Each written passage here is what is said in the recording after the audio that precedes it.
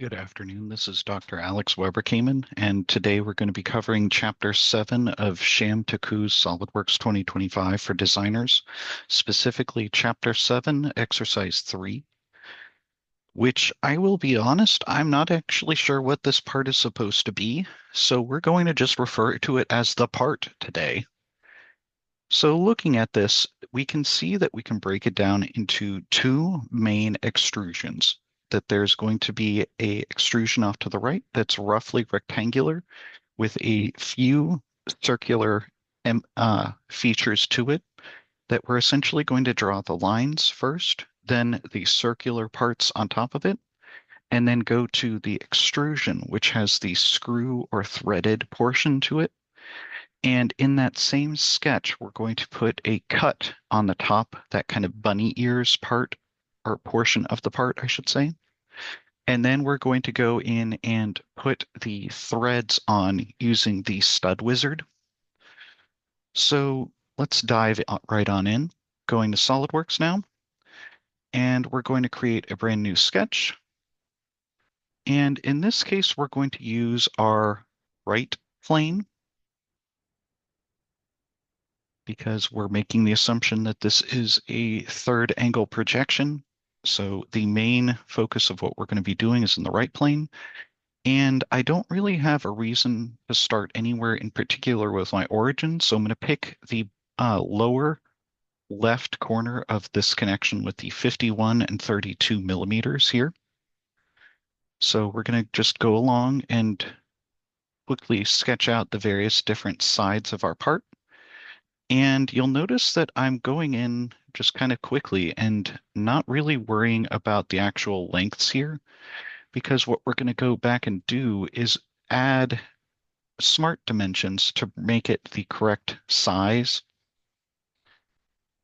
So then we're going to grab a for construction line, or actually we can skip that. We can just go directly and use relations for our circles here.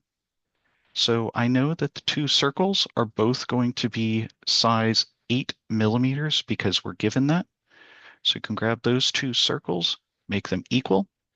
And also, when I grab the centers of each of them, make them vertically related. And then I always have a hard time getting hold of midpoints in a line. Thankfully, not on video. That would be embarrassing. So we're going to grab the center of this midpoint and the center of that circle, make them horizontally aligned. And then we're going to go through and smart dimension everything. So this bottom line is 32 millimeters. This vertical line is 50. Well, I hope YouTube doesn't flag me for inappropriate content. This dimension on the top is 22 millimeters. And I'm going to set that as a radius, or actually, apparently I can't, because I selected the line, I can't set it as a radius. So I'm going to delete that dimension and select this circle. There we go. And that I can display as a radius. The reason that I wanted to change it from this line is I know I'm going to delete that shortly. So then this line is 22 millimeters tall. Line is not given. And that's fine, because if we had actually had that, it would be over-defining things anyway. Because if we'd gone in and said 32 minus 22, that has to be 10.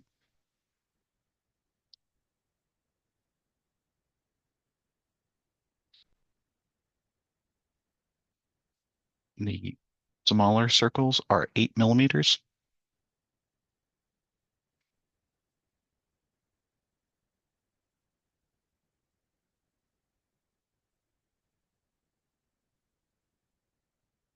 So grabbing our fillet tool, we know that the smaller fillet on this side is 5.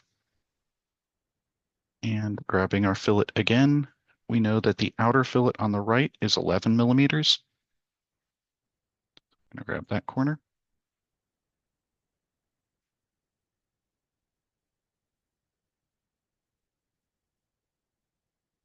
And then we can go in and trim entities. We don't actually need this line up at the top.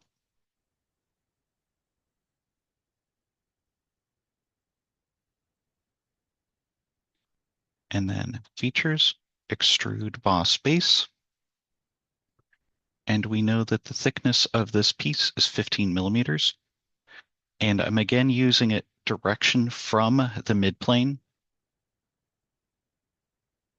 And the reason I'm going to do that is my next sketch, I am going to place on this surface here, but we could just as easily have set it so that the front plane, what we're going to be using, is where we could place the sketch, because you'll remember our origin is placed right now at the middle of this bottom line here. So for sketch, I'm just going to select this surface, and I know that I need a circle on it.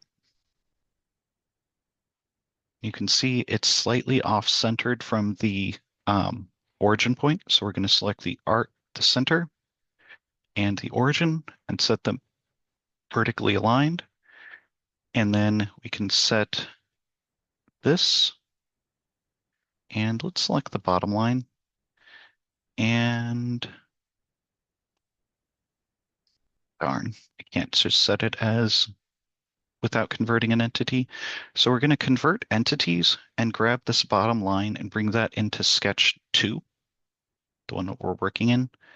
Select our circle, select our line, and then set them.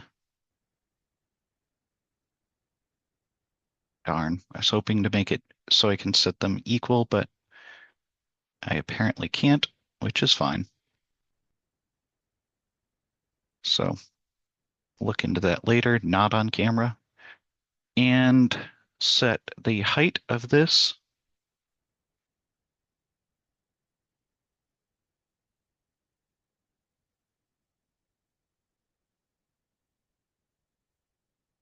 again, grabbing convert entities so that I get a nice line to work from.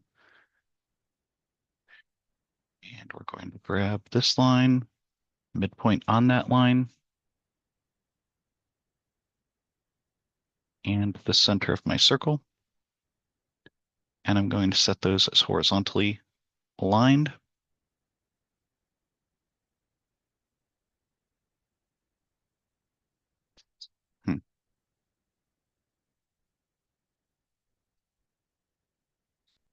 So you'll notice that whenever I set those as horizontally aligned, it left the circle where it was, but made the uh, convert entities line that I'd copied from sketch 1 over. It extended that. So what I'm going to do is make the end point of that line and the previous endpoint coincident, and that's going to force those back together. All right, so that is our circle at the bottom. What we're going to do now at the top is grab a rectangle and just kind of make a nice little sketch on the top here. Oh, and also closing it. So dimension-wise, this line to this line, I know is 5 millimeters. This line to the edge is 5 millimeters. And then height on this line or rectangle is not given directly, but the bottom of it is given as 30 millimeters from the bottom line here. So we're going to say that as 30. And that should be all I need to on sketch number 2. So features, extrude boss base. Going to grab this circle and extrude that out 51 millimeters. And we want to do this blind. The reason being, if I had left it as midplane, you can see that that would extrude half in both directions from that plane, which is not what we want in this instance. So we select blind, and it's going to go all of that distance in one direction. You say, okay. We're going to come around to the front. extrude cut. And we're going to go to our absorb sketch 2 under boss extrude 2. We're going to select contours of that rectangle that we added in the top. And we should be able to sit OK. And then, cool, we have most of our part. So what we're going to be doing next is grabbing Stud Wizard, and we're going to select the edge at the top here. And you'll notice that we've got the option of create stud on cylindrical body or as a stud on a surface. So we want the cylindrical body, definitely. And then we're going to go to ANSI metric, machine threads, and M14 by 1.5. And then length on this is 34 millimeters. And noting that the end of this is already chamfered, but it's not exactly 1 millimeter by 45 degrees. It's something like 0.83. And as far as my class is concerned, I will not deduct points for that being off like that. But just noting that that is a thing to be aware of. Also, I just realized that I made a mistake with my dimensions. So looking at the cylinder here, the M14 is 14 millimeters in diameter. This right cylinder is 15 millimeters in diameter. So what we're going to go do is modify our sketch 2, because yours truly specified it as 15 millimeters. And then modifying our sketch 2, it corrected itself.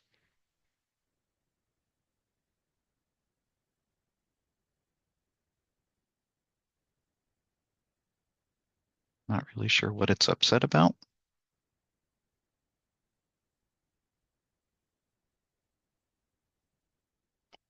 So what we'll do is delete that for now and re-add it.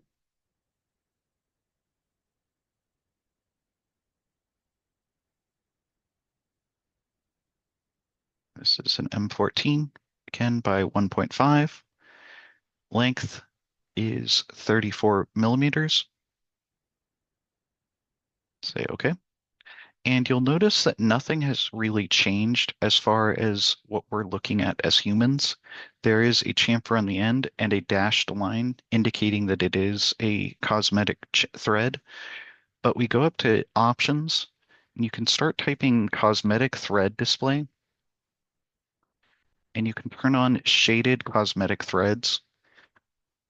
I leave mine off by default because I think they're overly complicated or overly complicate the view. But in this case, it's beneficial to see that, yes, the cosmetic threads are applied and about the length that we were expecting. So that is what the end of this part. So thank you for listening, and we'll see you next time.